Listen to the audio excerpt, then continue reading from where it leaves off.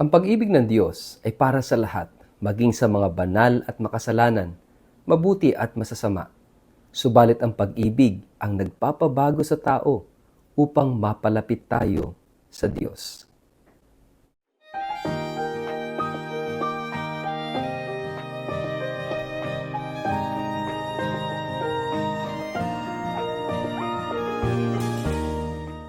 Ang mabuting balita ng Panginoon ayon kay San Mateo. Ang kaharian ng langit ay katulad din ng isang lambat na inihagi sa dagat at nakahuli ng sari-saring isda. Nang mapuno ang lambat, hinila ito sa pampang. Naupo ang mga tao habang tinitipon nila sa sisidlan ang mabubuting isda at itinatapon naman ang mga isdang hindi mapapakinabangan. Gayon din ang mangyayari sa katapusan ng daigdig. Darating ang mga anghel, ihihiwalay ang masasama sa mga matuwid, at ihahagis ang masasama sa naglalagablab na apoy. Dooy mananangis sila at magngangalit ang kanilang mga ngipin. Naunawaan ba ninyo ang lahat ng ito? Tanong ni Jesus. Opo, sagot nila. At sinabi niya sa kanila, kaya nga ang bawat tagapagturo ng kautusan na tinuruan tungkol sa kaharian ng langit ay katulad ng isang pinuno ng sambahayan na naglalabas ng mga bagay na bago at luma mula sa kanyang taguan ng kayamanan. Umalis si Jesus mula roon matapos niyang isalaysay ang mga talinghagang ito. Ang mabuting balita ng Panginoon. Word of the day, hear what God has to say. Mapagpalang araw po sa inyong lahat. Kumusta po kayo? Ang atin pong word of the day ay inclusion. Bago po tayo magpalalim sa atin pong reflection sa araw na ito, kayo po ay muli kong inaanyayahan na huwag kakalimutan mag-like, mag-follow at mag-subscribe sa atin pong Facebook page at YouTube channel na Word of the Day. Ganun din po, pakishare ang video ito sa inyong kapamilya, kamag-anak, kaibigan, mga kakilala sa social media. At sama-sama tayo sa pagiging media evangelizers at online missionaries na nagpapalaganap ng salita ng Diyos sa mundo ng social media. At kung kayo po ay nakikinig ng Word of the Day sa pamamagitan ng Radio Maria, mapagpalang pakikinig po sa inyong lahat. Maraming salamat din sa lahat ng mga sumasama sa ating gabi-gabing Rosary Crusade for the protection of our country from the threats of the Communist China. At ganoon din po, kung ikaw ay gusto pang humabol, nagnanais na sumama sa European Pilgrimage, sa ating Pilgrimage of Hope this coming October, may ilang slots pa pong available. Please don't miss this chance, this opportunity. Dahil hindi rin po ako mag-organize ng pilgrimage sa Europe next year dahil sa dami ng mga taong pupunta doon, baka hindi ma-enjoy yung mga sites, no? Religious sites and pilgrimages. Kaya sana ay makasama ko kayo sa darating na October. Mga kapatid, ngayong araw na ito ay isang mahalagang bagay ang gustong sabihin ng Diyos sa atin. That His love is for everyone. His love is for all. Parang lambat yan. Pag naglalambat ang mga mangingisda, no? Anong ginagawa? Lahat ng mahuling isda, kukunin naman yun, dadalhin sa pampang. Pero pagdating sa pampang, anong ginagawa ng mga mangingisda? Hihiwalay yung mga reject na isda at ilalagay sa sisidlan yung mga magagandang isda. Nagkakaroon ng paghihiwalay. Sinosort out na yung mga nahuli. At alam niyo po ba na yung pag-ibig ng Diyos ay ganyan. Yung unang level ng pagmamahal niya ay para sa ating lahat. Tayo huhulihin niya sa kanyang pag-ibig.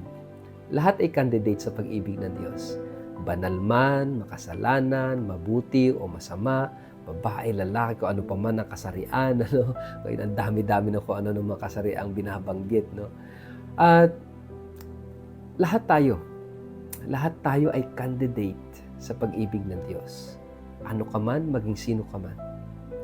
Pero lagi nating tatandaan na yung pag-ibig na yon will not tolerate our wrongdoings. Yung pag-ibig na yon will not tolerate our faults. Yung pag-ibig na yon, corrective yon. Gusto ng Diyos na ituwid tayo, itama tayo, ilagay tayo sa tamang landas ng buhay, dalhin tayo sa kaganapan ng buhay. Yun yung gusto ng Diyos. At yung pag-ibig niya ay hindi nangungunsinte. Kundi yung pag-ibig na yon ay corrective, magpapatatag sa atin at magtutuwid sa ating mga pagkakamali.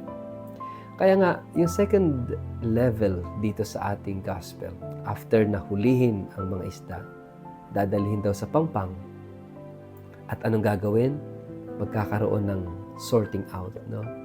Ihihiwalay yung masasama sa mabuti, yung mapapakinabangan sa hindi mapapakinabangan. Mga kapatid, tayo yun. Tayo yung dumadaan sa pag-ibig ng Diyos ay kinakailangang unti-unti, no?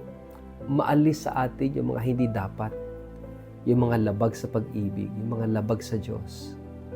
Dahil alam ng Diyos kung ano yung mabuti para sa atin. Minsan para tayong mga rebelde na kumakalas sa Diyos, tumatalikod sa Diyos. Iniisip natin na hindi ko kailangan ng Diyos na magdidikta sa akin kung ano yung gagawin ko at hindi ko dapat ginagawa, no?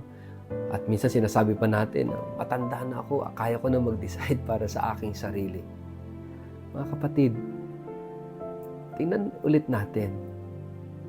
Think again. Think again. Dahil ang Diyos ay Diyos. Ang Diyos ay mabuti. At alam niya kung ano yung makabubuti para sa atin. Kaya nga yung kabutihan ng Diyos, yung pagmamahal ng Diyos ay para sa lahat. Pero hindi para lunurin tayo, para masira tayo, para hayaan tayo sa ating pagkakamali at pagkakasala o pagkaligaw ng landas. Kundi yung pag-ibig na yon na para sa ating lahat, hahanapin tayo kung saan man tayo naroroon. Pero dadalhin tayo sa pampang, dadalhin tayo sa tamang lugar, dadalhin tayo sa tamang buhay, at kinakailangan alisin ang mga hindi dapat at itira kung ano yung nararapat para sa atin, kung ano yung mabuti, kung ano yung naaayon sa kanyang kalooban. At lahat ng mga hindi, kinakailangang alisin sa ating pagkatao, alisin sa ating mga sarili.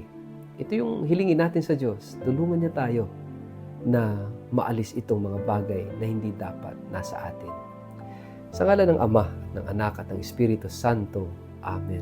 Ama naming Diyos, marami kaming imperfections. Kinakailangan namin ang iyong grasya at ang iyong tulong upang sa ganun ay maalis namin ang mga bagay na hindi dapat sa aming puso at kalooban, sa aming isipan, at magsumikap kami na tumalima sa iyong banal na kalooban. Amen. Pagpalain po kayo at ingatan ng makapangyarihang Diyos, Ama at Anak at Espiritu Santo. Amen.